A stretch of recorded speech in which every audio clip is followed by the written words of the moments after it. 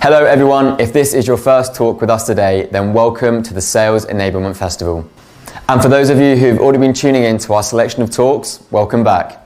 We have so much more amazing content heading your way, but before we get back into it, we just want to take this moment to thank all our amazing sponsors and partners for bringing this virtual festival to life. We also want to thank you, our attendees, for joining us today. If you're enjoying the content from the festival, be sure to check out the SEC membership plans. It's here where you can gain access to exclusive content, research and frameworks, and discounts to things like our brand new workshop series and so much more. You can find more information about this over on the Sales Enablement Collective website. Don't forget to have your questions ready for the live Q&A at the end of this talk, as you'll have the chance to put them to the experts themselves. That's everything from me, so all that's left to do is sit back and enjoy this next talk.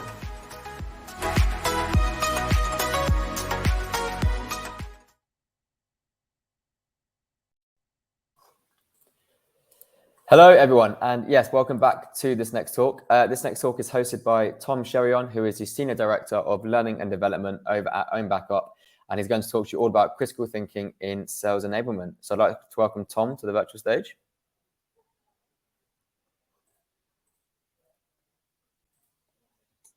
Oh, hey Jack, how's it going? No worries, over to you, Tom.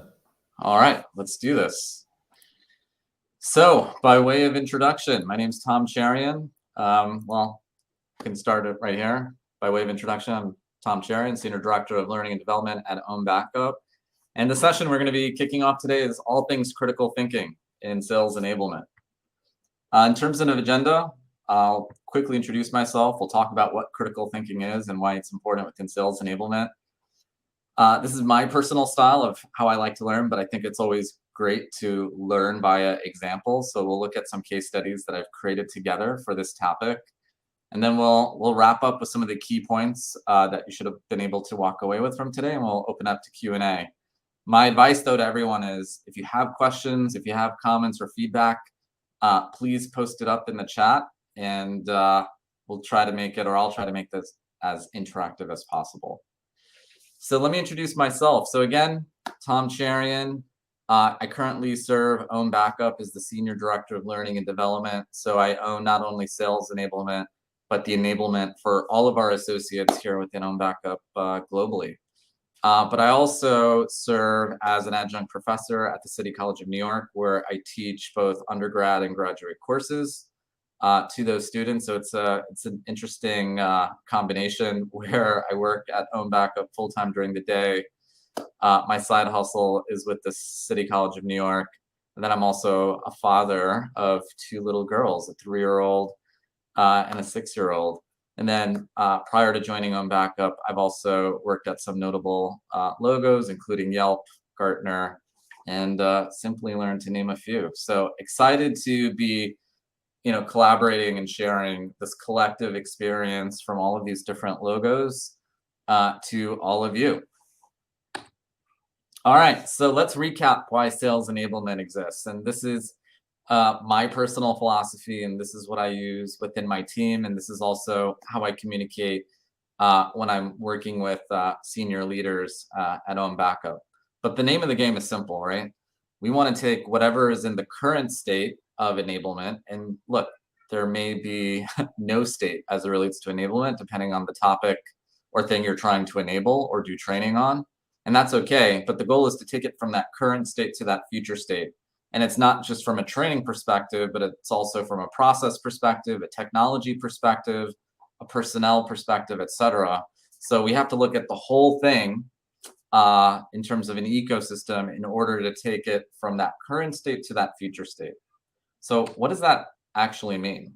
And again, it kind of leads us to this next topic too, which is, what is critical thinking? So, we've heard this from different leaders, from maybe from undergrad or grad school, wherever you work or live. I'm curious if, we can take a minute to pause, but does anyone know what is critical thinking or has a perspective on it? So I'll wait a minute and maybe I'll read some of the answers out, whoever is brave enough to post. But think about it, like, what is critical thinking, and what is critical thinking versus just normal thinking?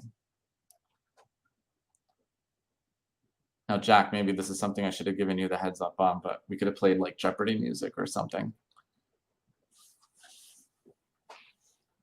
All right, so I won't wait too long while everyone's trying to kind of come up with their thoughts. And if you don't have a thought on this, that's okay.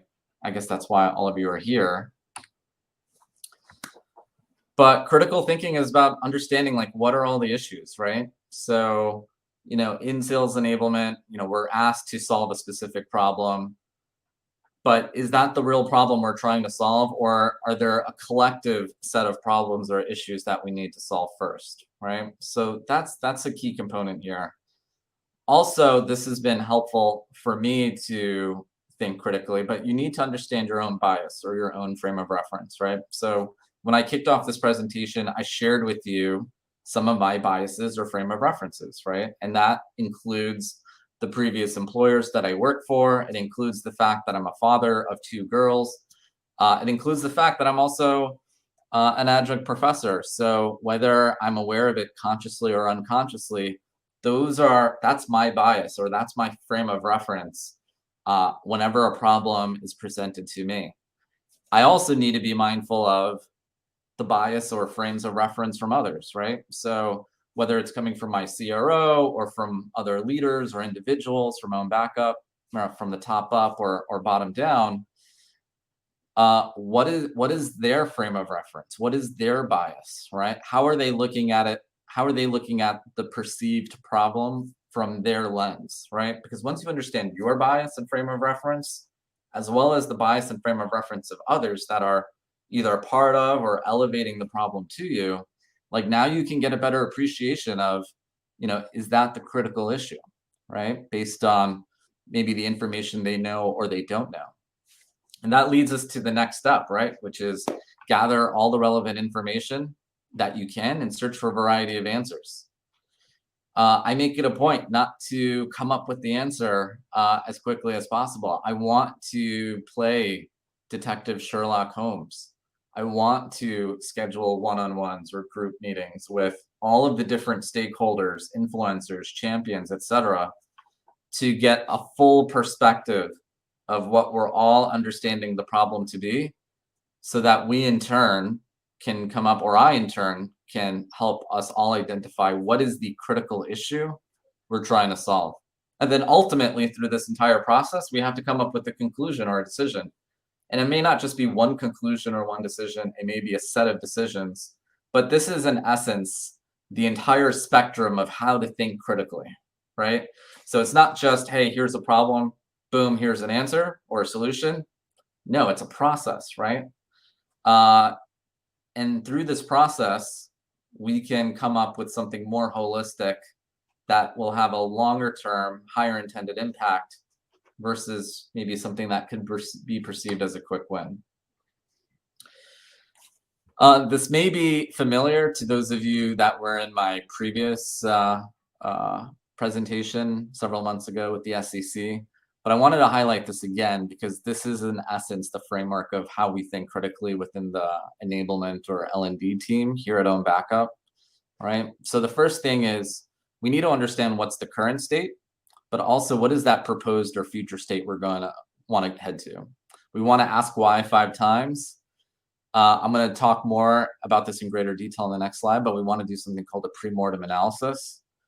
We also want to understand, in terms of that future state, do we need any new process or change in process, technology, or just in our enablement architecture in order to get to that future state? And then we want to prioritize it in terms of priority, scalability, is it necessary, and who's actually owning this moving forward. So if I was to expand on this further, this is probably like a great thing to take a screenshot of. But what is the current or proposed state? Right? What's the critical issue we're trying to solve? And that was, 2 slides ago, that whole process about thinking critically. All right. Who is proposing the future state? Is this something that's being driven from sales enablement, or is this being driven by a sales rep, a frontline sales manager, all the way up to our CRO or CEO? Those perspectives matter, right? And is enabling either the current state of whatever it is today or the proposed state, is that going to cause more harm than good, right? And that actually leads, I'm going to skip the ask why 5 times, but jump into a pre-mortem analysis. A lot of enablement leaders don't do this enough, but it's simply asking the question up front before we even implement and move forward with whatever the solution is that's being proposed, can this fail, right? And a lot of times stuff in enablement fails. A lot of it's trial and error until you get something right, and then you reiterate, and then you make it better and better and better over time. But ask those questions up front. Do we have enough time? Do we have enough budget? If there is a budget, human resources, right? I'm running a small and nimble team. I'm sure all of you may be a sales enablement team of one, or just at the very minimum, a sales enablement team of a few. But do you have the human power and the human resources to deliver a high quality deliverable based on your standards and what you perceive to be is of high quality? Is there any way where the solution can fail, right? This might work for maybe one person, but would it work for 10 people? Would it work for 100 people or 1,000 people or one client or 10 clients or 1,000 clients? Those are the questions you need to ask, which goes to asking why 5 times. So why do we need this? Why is this a critical issue? Who is this impacting? Why is this important to the business? Why? And if you can ask why 5 times, it's like peeling the onion, right? And the goal is to peel the onion enough times so you can actually find that root cause or that root issue that you need to solve. And again, in my experience, we don't ask why enough times, right? We just see superficially on a high level, hey, this is a problem and we need to solve it. Or, hey, we see this as the issue. How do we throw either people power or technology power or money or whatever the case may be to solve for it? But no, let's ask why 5 times. Let's peel the onion. Let's get to the root cause or to the root issue so we can solve for it, right? And that leads to the next set within the framework for thinking critically in sales enablement, which is this a priority, right? I don't know about you right now, but it's Q4. I'm working on new product training. I'm working on SCO for January, as I'm sure all of you are. I have all of these other things that I need to prioritize, right? So if I'm taking on this new thing, am I dropping something else? Because that's usually the framework that or decision I have to make. I'm maxed, right? I'm working 110 or 150% of what I'm actually able to do right now from a bandwidth perspective. So if I'm taking on a new project or something else, am I deprioritizing or killing something else in return? Is this thing we're creating scalable, right? Again, does this work for 1 to 2 people, or is this like a team-based thing? Or is there a way to scale this up to all the associates that we're trying to do this for, right? Priority and necessity, you can kind of group those two together, but I like to ask, is this necessary? Do we need this now, or is this a nice to have, or is this a need to have, right? Have we been able to do damage without it, or will this help us to do more damage with it in terms of ultimately all things sales? And then this is a great question. A lot of people don't ask this either in my experience, but who's going to actually own this, right? Is this training we're creating? And if so, are we putting this in something scalable like a Brain Shark, or are we doing this live? And if so, do we have the bandwidth and the right amount of subject matter experts to push this to the masses over and over and over again? And then last but not least, process, technology, enablement architecture. Does this require a new process, right? Is there a way to automate the beast? That's a term I like to use. So can we build automation into Salesforce or whatever other technology or tools that we're using?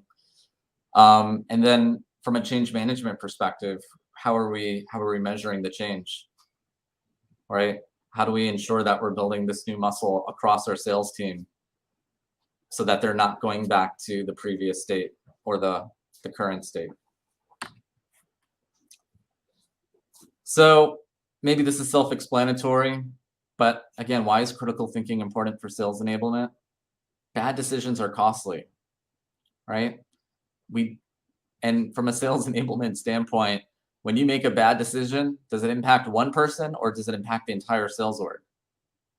It's usually the latter, right? So we need to be really mindful and conscious about what kind of decisions that we're making based on the critical issues that we perceive, right? Because the goal at the end of the day is to get shit done, right? We need to have an impact. We need to help our constituents, which is our frontline reps, which is our frontline managers, which is our folks on the business development team, on the customer success team, all the way up to our CEO, our board, our investors, et cetera, to get stuff done, right? To make money. And last but not least, and this is going to be the theme for this entire presentation, but the critical issue isn't always obvious, right? That's why we have to ask why a million times in order to identify the critical issue. I'm seeing some questions being posted, and by the way, this is awesome. Keep it up, and I will make it a point to end early so we can spend time on questions. And Jack, I don't know if you're still on, but please kill me in 9 minutes so we can spend time talking about questions. So, case study time. I'm a professor. I love using Harvard case studies to teach based on how other companies have done it. So let's do it here as well. All right. So case study number one. I'm sure all of us have experienced this at one time or another. It's kind of hard not to, especially when you're in sales. But think of the problem where forecasts are unpredictable, right? There's a lot of reasons why forecasts need to be accurate in terms of, hey, it's the start of the quarter. Where are we going to end up at the end of the quarter? So we know the levers that we need to either push or pull on throughout the quarter to hit our targets. And so think about the situation. Forecast submissions for the quarter have been wildly inaccurate, quarter over quarter. The deals are getting pushed, right? And you're seeing deals close within the first week of the new quarter. All right. And of course, deals, that happens. But if it's happening more often than it should, is that a problem? And do we need to solve for it? Right? Your CRO is stressed and is asking for you to solve it. So as you understand it today as well, you have a great sales methodology in place. Technology isn't an issue. You're using a CRM, you're using Salesforce, or whatever the CRM of your employer is. So what techniques should we use based on some of the frameworks I presented in the previous slides to solve for this? Does anyone want to post any answers? Do we ask why 5 times? Is this a technology issue? Is this a process issue, right? So let's jump to the next slide. Solution. We need to focus on why, right? And this is where you need to peel the onion and ask those critical questions so you understand what the root issue is, right? So why is a rep's deal getting pushed at the last minute, right? December 31st is right around the corner. There's a point of urgency there, all right? Why would deals be getting closed then on the first week of January? What are we doing? What are we not doing in our sales process? Forecast in terms of a process, whether it's a science or an art, and usually it's a combination of both, but it all starts with the rep. So why are they unable to commit to a forecast at the start of the quarter? What are they doing or not doing in their sales process for them to be so inaccurate, right? Which leads to the next question. Should they be asking specific discovery questions throughout their sales process? Or should they not be asking questions? But in any case, what are those questions to begin with? Where are those questions being based or housed or stored? Are we training on those right discovery questions? And again, discovery doesn't start and stop in the discovery part of your sales process, right? It's happening throughout your sales cycle, from prospecting all the way to terms and legal and getting that order form signed. Should they be using a tool like a mutual plan? Now, this is probably a whole session in itself, but is that something that you need to have between you and your prospect, where it's absolutely transparent what next steps are throughout the entire life cycle of your sale? Do we need to do any enablement on the manager side, right? So reps may be submitting their forecast, but what are managers doing in return? Are they pushing back? Are they tearing the deal apart? Or are they just simply taking all the deals that are being forecasted and then just passing that right along up to senior leadership, right? There's probably like another 10 or 20 questions you need to ask, but I think you're starting to get the theme, right? In order to think critically, you have to ask those questions, because the issue could be technology. The issue could be discovery training. The issue could be something related to the CRM, right? Maybe your sales stages need to be updated. Maybe you need to, maybe because of your sales process, don't expect things to get done at the end of the quarter, but things are gonna maybe naturally be pushed to the next quarter, and that's okay, right? So what do we need to tweak from a forecasting science perspective, but also from a sales process perspective, so that at the end of the day, you're able as a company, as an org, to submit a proper forecast report, because those forecasts impact other decisions the company needs to make as it relates to investing in new product, new headcount, setting the right expectations with the board or with your investors, or at the very least with your senior leadership. Case study number 2. So this is a story I've heard from another enablement leader, but inbound leads, you're experiencing a low conversion rate. And that's kind of weird, right? Like, you have prospects coming to your website with interest in whatever you're selling. And why aren't those leads converting, right? So the situation in this case study is you're currently averaging about 2,000 new leads per month, inbound leads. Your sales ops team reports to you that you have an inbound lead conversion rate of 40%, which everyone agrees is low. Again, your CRO taps your shoulder and asks you to solve this problem ASAP. Crap. What do you do, right? Focus on the why, but this is also a process and technology issue, right? So on the why side, let's drill down. What's our average time to response? And how are we responding to these leads? Is it an automated response, or is the biz dev team or AEs responding directly to the prospect? Are they contextualizing it? Are they are they calling the prospect based on that the information you get from the inbound lead, or are they following up by email? Is it taking an hour to respond, a day to respond, a week to respond, or a month to respond? The longer you wait, the less likely that lead will respond back in kind and want to have a disco or a demo meeting with you, right? Again, who's responding to them? If we're experiencing 2,000 inbound leads per month, is that being shared across SDRs and AEs or both? Or is this an opportunity to have a dedicated inbound person, 100% focused on inbound leads? What is the quality of the leads, right? Are these like college students, or just people or individuals submitting, just whatever BS information so they can access that white paper, that case study, that webinar, all right? But we need to tear that apart. Are these 2,000 plus qualified inbound leads? Or once we actually qualify them and automate that to a certain degree, is it actually 1,000, 1,500, 500? I don't know, but we need to ask that question, right? Which goes to the last point, how warm are they? So we talked about process and tech, but should we have an inbound team in place? Should leads be put automatically into a cadence, right? Whether it's through marketing or through like a sales tech tool like SalesLoft. And can we create better lead routing rules in place within the CRM, right? The more automation we can build, the better. But this is how, again, you can start critically thinking through the problem. So let's wrap up. In summary, force yourself to use some kind of framework, right? Critical thinking is something you have to do consciously. A lot of us can do it unconsciously as well, but think about all of the different steps you need to take in order to really understand what the root issue is before you can even earn the right to start solving for it. I make it a personal point when someone presents me with a problem.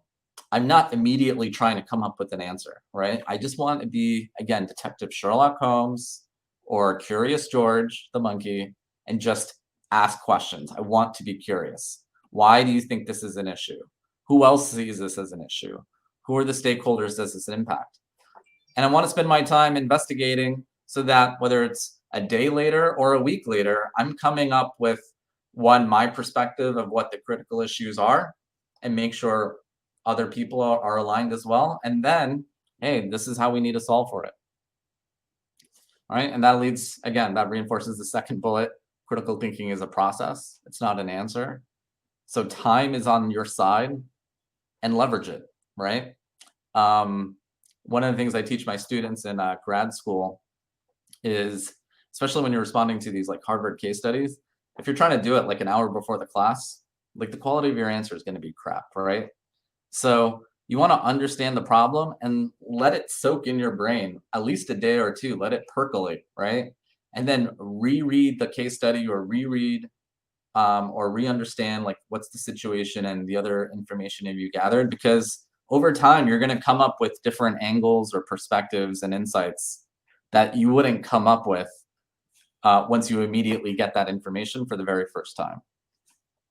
And then last but not least, it's your job. You have to identify the critical issue, right? That's why we're in enablement. We're here to solve problems and make stuff happen. In a perfect world, we're reducing all the friction that there is within the sales process. So we're helping all of our constituents get deals done. So we need to come up with something. And even if it's not the right issue the first time, like that's okay, right? But like we need to come up with that critical issue and discuss the critical issue with others. So breathe, we got this. This is how we solve for it. So I'm actually impressed. I was able to end a few minutes before time wraps up. So if you have questions, please let me know. Please post them in the chat. And I more than welcome the opportunity for anyone that's here or live to connect with me on LinkedIn. So let's go to some of the questions in the chat. And then if you have others, please post them.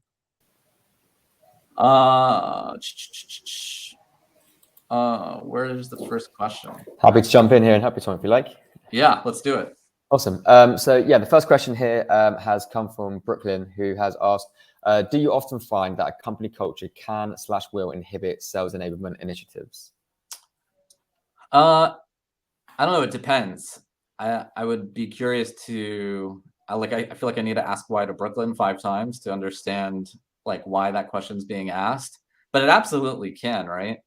And that's why it's important. And I've made this important in terms of how I communicate with the leaders in my org. Like we have a philosophy, we have a framework within the enablement team, and it shouldn't be counter to the culture, but it helps everyone to be mindful, like, hey, there is a process, there is a philosophy in terms of how we solve problems, and again, how we get from that current state to that future state. And in my personal opinion, as a result of that, that has helped me to, and my team to take the lead and direction in terms of, hey, before we just jump the gun and start trying to solve immediately, let's follow this process first. Let's talk through it. So this way we're building something more holistic that solves the problem in a bigger way versus a Band-Aid type of effort. So I hope that answers your question, Brooklyn.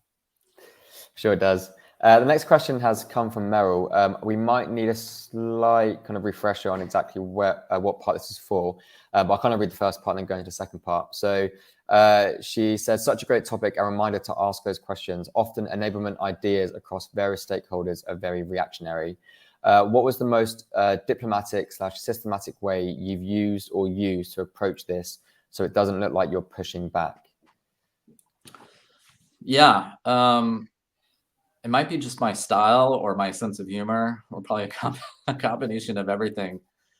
And look, I think sometimes you are going to get perceived that you're pushing back, but I think there's a way to push back where it's respectful in nature, because again, everyone is aligned in terms of what we're all trying to do, right? Which is, hit these targets together, right? Marketing, sales, HR, customer success, finance, like we're all in the same boat together. We all have a number that we need to hit and contribute to that in some way or another.